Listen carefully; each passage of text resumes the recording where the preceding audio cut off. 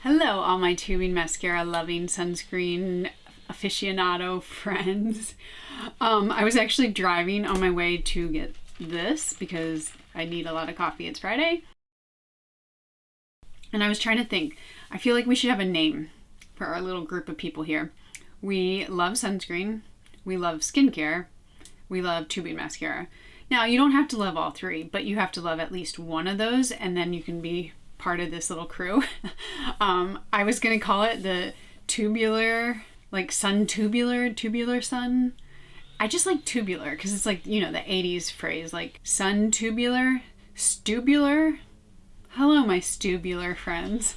Okay, again, I need help with that. Please put below what you think we should call ourselves. Anyway, this is me with my bare face, obviously no makeup on. That's gonna be a trend in this video, which is perfect because we're talking about chemical peels and we're talking about your skin. We're learning a little bit about your epidermis, your dermis, your skin layers, and all these things. And I figured I was gonna put makeup on, but then I was like, nah, well, you just need to see my skin. So that's what we're gonna do. I'm gonna jump on in. But before I do that, make sure you like and subscribe if you like videos like this, if you like videos that aren't like this. I have a lot of interests, but we do sunscreen, we do skincare, tubing mascara, and some random makeup because I love it all. Here's how it's gonna go. I'm gonna lead you guys into a little mini vlog of the procedure that I had done and the before and after. And then afterward, I'm gonna talk about all the ins and outs, who's, whys, wheres, maybe not whys, maybe not wheres, but you know, like the details of chemical peels, and that's about it. So everything will be timestamped below. I will have resources below as well. So if you have any questions, do let me know, but I hope you enjoy it and I will see you at the end.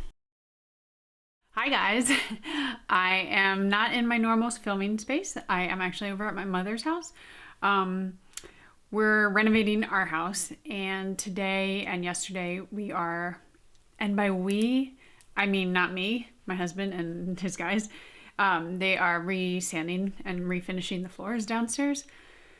So it's a lot, and I couldn't film over there, so I am over here. And hopefully I don't have anything in my teeth. I just ate. I wanted to sit down in this beautiful natural light. I wish I had this every day, and film a little before. As you could tell from the title, this is gonna be all about my chemical peel.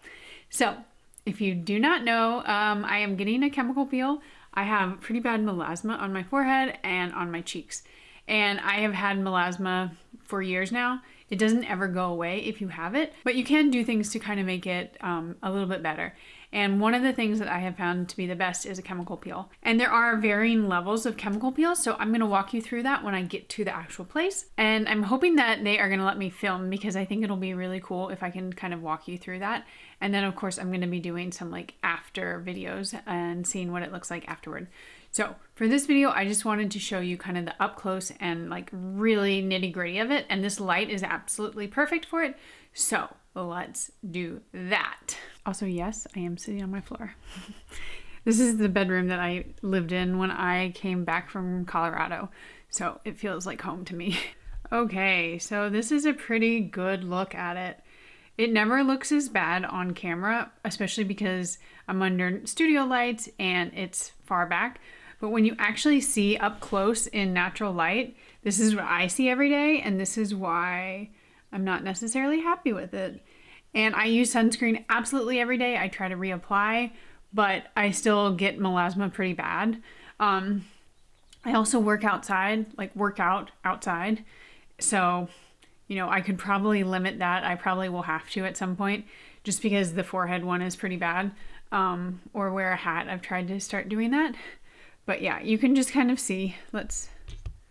Come on, camera. Let's focus. This is the area that gets it the worst. These up here. So, down here, I mean, it's really just more around the hairline, and hopefully the woman that I'm going to, she's pretty good. She will know what to do. And I had one before, probably, I think I've only had one actually. I had it, I want to say 2, maybe 3 years ago, and it was wonderful. My whole face peeled off. Like, it was not a fun process afterward. I mean, it didn't hurt afterward, but it just peeled off and I looked like a monster, but it was worth it. And yeah, I will update the rest of the video and we will see what it looks like in probably, it takes like 10, I think, to 14 days. So I'll probably do an update in about 2 weeks from now. All right. Bye, guys. Hopefully, fingers crossed, it turns out well. I can't even take myself seriously. Okay. So I forgot to film because I was running late. I thought my appointment was at 6:30. It was at 5:30. And so this is what we're seeing after. I'm not supposed to wash my face until tomorrow. I also was supposed to maybe meet my husband for dinner, so that's probably not gonna happen. But I'll check in tomorrow. So it is Sunday morning and I forgot to check in yesterday. But it just looked like this, but like with a little less peeling. So all of these dark spots are the areas that are being targeted right now. And as you see here, it'll start peeling off. The hardest thing is to not pick it. It's very hard for me. But this should be even worse, or like more peeled tomorrow. And then throughout the week, it'll kind of start to get better, I think. So yeah, looks terrible now. It always looks worse before it gets better.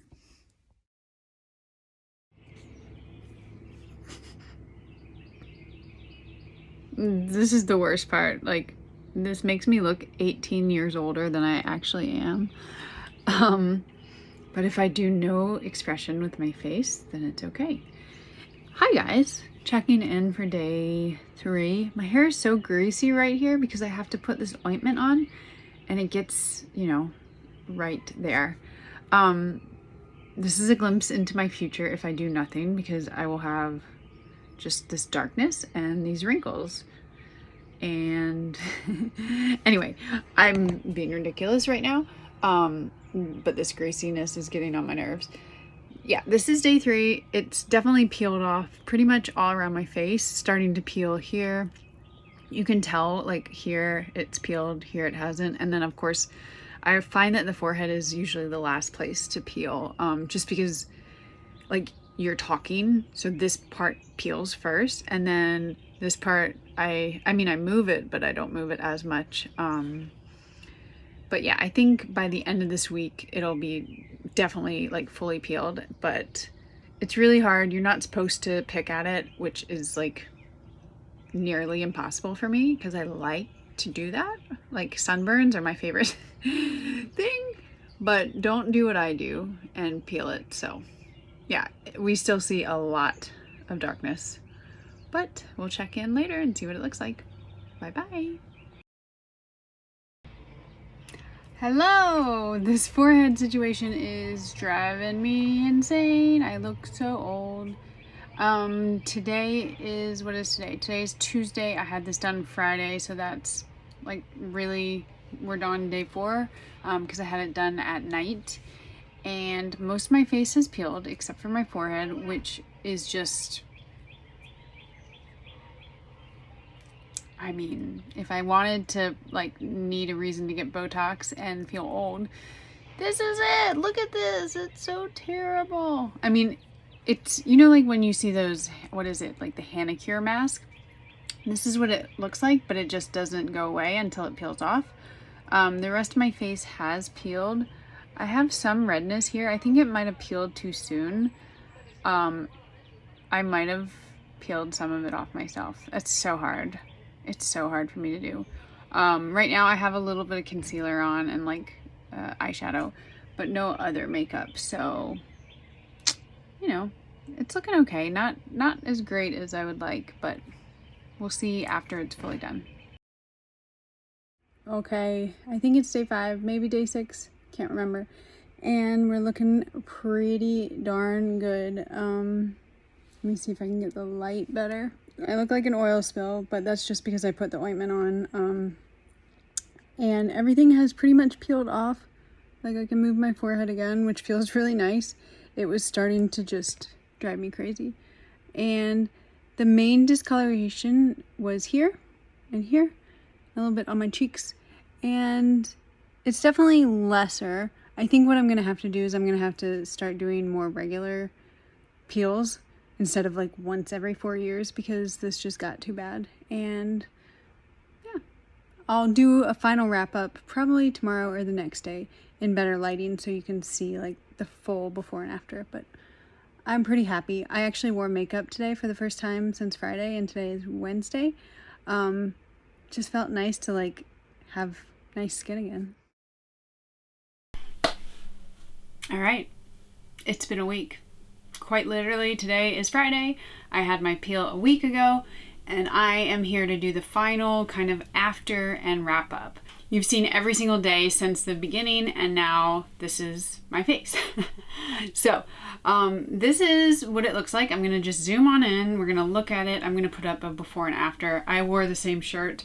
I'm not in the same space just because I'm at my house now, but I wanted to make it similar, especially in the before and after picture. But let's zoom in. I love these close-ups. Not really. But this is the best way for you guys to kind of see what it looks like. So as you can see, this is the area where I have the most melasma, and they are substantially less, but they're not gone. I will probably have to do more peels, like more consistently, to make it a little bit better. But on my cheeks, I do feel like it kind of improved the skin a lot. In terms of like wrinkle reduction, I don't really have any like deep set wrinkles. I obviously will if I just keep doing that. But I do feel like it kind of made it a little bit smoother. My skin just feels overall very nice. I don't have enlarged pores normally, so that's not an issue. I have sunscreen on right now, that's why you see this glow. That's a big thing that I'm going to talk about, just like the aftercare. But overall, I think, wow, this is so close. Overall, yeah, it's definitely improved the texture of my skin. And these are the two biggest areas of concern. And I'm going to continue to treat them. But I just thought you would want to see the up close and personal.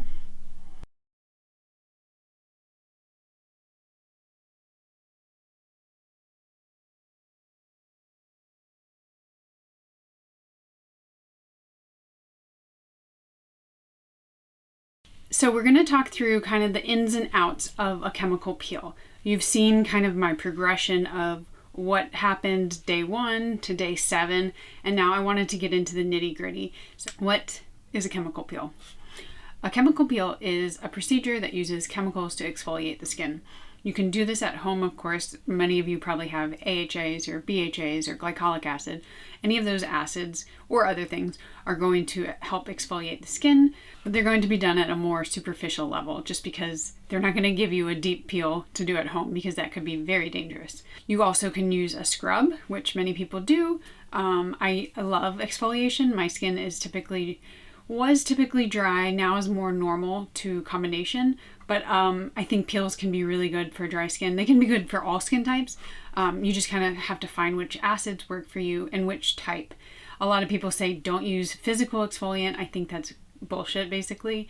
I think you should be able to use whichever ones you like and find one that works best for you. Now, with the chemical peel, you're not going to be doing it every day. You're not going to be doing it every week even. Of course, there are different levels that you can do. So maybe like a more superficial one you can do more often, whereas a deeper one, you're really not going to do that very often at all. And I've already gotten into it a little bit, but there are pretty much 3 types of chemical peels. And when I'm talking about chemical peels, I'm talking about an in-office, like a dermatologist done procedure. I'm not talking about the at-home ones. So let's just go ahead and say, like, for the sake of this video, I am talking about procedures done in an office. And like I said, there are 3 main types. We have a superficial peel, and that kind of gets at the top layer of your epidermis. I'm going to insert a picture of the skin right now so you can see what I'm talking about while I'm going through this. So the first one is the superficial peel. That gets at the epidermis layer.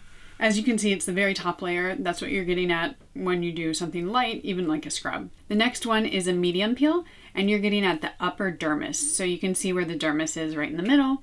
And you're going to be going through the epidermis and the upper dermis for the medium type. And then for your deep peel, you are going to be getting more into the mid level of the dermis. So nothing is going to be going down to that third level, the hypodermis. So for chemical peels, you're mainly targeting the epidermis and some layers of the dermis.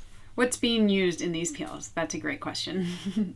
For a superficial peel, you're going to be mainly using AHAs, which are alpha hydroxy acids, and BHAs, beta hydroxy acid.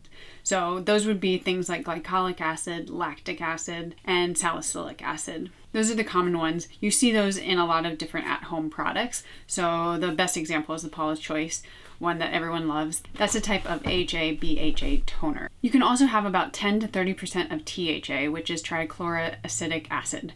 I always say that one wrong. Trichloroacetic acid. We'll just call it THA from now on so you can help me not pronounce it. And then for a medium level peel, most often you're going to see THA, which would be up to about 50%, and then also glycolic acid, which could be up to 70%. So basically you can use some of the same acids, and it's going to be a combination of acids more so than in your superficial peel, and you're going to obviously see higher doses of them. And then for the deep level peel, it is a pretty intense process, and the main ingredient that you'll see in that is called phenol. So those are kind of the basics.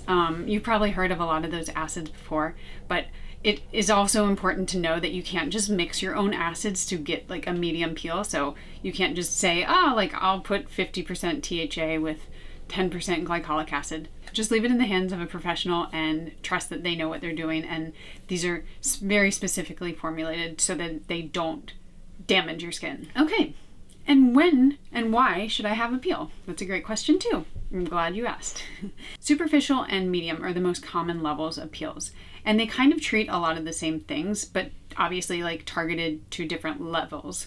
If you have hyperpigmentation, if you have acne, if you have some wrinkles, and if you just want like a basic level of rejuvenation of your skin, then the superficial peel is the one for you. If you have a deeper level of hyperpigmentation, maybe deeper wrinkles or fine lines, the medium one would be best for you. And then for the deep one, it's going to be really deep set hyperpigmentation, much deeper wrinkles, acne scarring, and even some skin tumors. So those are going to be the very serious medical conditions. Not to say that hyperpigmentation isn't serious, but you know, it just goes in like level of seriousness. So for me, I had the medium one. I had a THA peel, and as you saw in the beginning and have seen in other videos, I have quite a bit of melasma up here, and that helps to get to the mid levels of the dermis for me. Okay. The next thing you might think of is, what is recovery like for these different peels? It's an important question to ask so that you know what to expect afterward. For the superficial peel, you're pretty much good to go afterward. They call it a lot of times the lunchtime peel because you could go in for your lunch hour and then come out and be fine and maybe have a little bit of redness, but makeup would cover it. For the medium level peel, it's going to take about a week. So as you saw in my video, it was pretty much exactly a week. I actually was probably, I would say like 5 days and I was okay, but 7 days and it's fully healed like you see here. I have no makeup on right now. And for the deep peel, it's going to be almost, I would say like 2 months. So that one is a very serious procedure. You're going to have to avoid sun at all costs, wear sunscreen, not go out. It's just, again, the layers and levels are going to increase as you get deeper into the dermis. Big thing to know about all of these is sunscreen is important always. I preach sunscreen all the time. But if you're having any level of peel, sunscreen is an absolute must. And if your dermatologist does not tell you to wear sunscreen before and after, probably go to a different one. But they're going to tell you to moisturize. They're going to tell you to wear sunscreen because those are the key things. If you're not doing it, you're basically reversing all the work you just had done. The woman who did mine also gave me like a little starter pack for the week, which was just a really gentle cleanser and then this kind of almost like a balm, a moisturizing balm to make sure that my skin was nice and protected, and then a sunscreen. But I also used my own sunscreens because that one was not strong enough. It was only SPF 15 and I prefer much stronger. So kind of do your own thing, but also listen to what your doctor says, of course. Now, the big things, what you need to know and kind of keep in mind if you're going to do a chemical peel. First off, it can be quite painful, especially if you're getting a medium to deep level peel. They aren't just a walk in the park. My face felt like it was on fire. And if you see this after picture of what I looked like right after I got out of the office, I still had the layer of kind of the peel on my face. But just think, that whole thing was on my face, and she would ask me like on a scale of 1 to 10, how much does it burn? And so by the end I was like, it's a 10, it's a 10. But I had a little fan and it helps, but you just have to understand that like you're gonna be in some pain for some of them, and hopefully you can tolerate that. but keep in mind it may happen. Also, I want to preface, I should have said this in the very beginning, but you should definitely talk to your doctor or your dermatologist about any chemical peel that you might have done. If you have any underlying health concerns, if you have any issues with skin, it's something to talk about. Don't just go in blindly to any old person on the street, and definitely talk to your doctor beforehand. Also, keep in mind, a lot of times people are doing this because they had too much sun damage or sun exposure. This girl right here. So I did it right now in May, which is probably not the ideal time, but I'm going to continue doing them because I do need to get a little bit more regular about having a peel, because my skin just has it has a lot of sun damage from years and years of being in the sun, and I need to take better care of it through this. But if you're somebody who's just going to do it maybe once a year, maybe once every few years, I would recommend that you do it maybe later in the year, like the fall or the winter, just because there's obviously less sunshine out, you're outside less, and you just don't have to contend with the issues of kind of trying to avoid the sun. So for me now in May, it's probably not the best time, but I'm going to be super vigilant this summer and try to stay out of the sun. Frequency, that's another thing to keep in mind. So like I said, for the superficial peel, you could probably get it more often. Again, talk to your dermatologist or your doctor. Don't go overboard. For the medium one that I had, I'm not going to do it more than once a year. I will probably continue to have more superficial peels that I can do more frequently. But again, I will consult with my doctor and kind of figure out a plan that works. But keep in mind that sometimes, you know, the deeper it is, the more expensive, of course, it's going to be, and the less frequently you can do it. Now, another thing, time off needed. How much time will you need off? Like I said, for the superficial peel, you could go at lunch hour and be back at your office or wherever you are and be totally fine. For me, this one was about 5 to 7 days. Luckily for me, I work from home right now, which I talked to someone on Instagram about, and it kind of worked out, even though I had one meeting, I think on Monday, and my face was kind of a mess, and I just like sat back from the camera and tried to cover it up with a little bit of makeup. But keep that in mind. If you are doing the higher level peels, you're going to need more time off probably, or just be prepared for people to stare at you. And then of course, it's not for pregnant women, but I'm not the one that should be telling you that. If you are pregnant, you should be talking to your doctor and they should be telling you, no, you can't do it.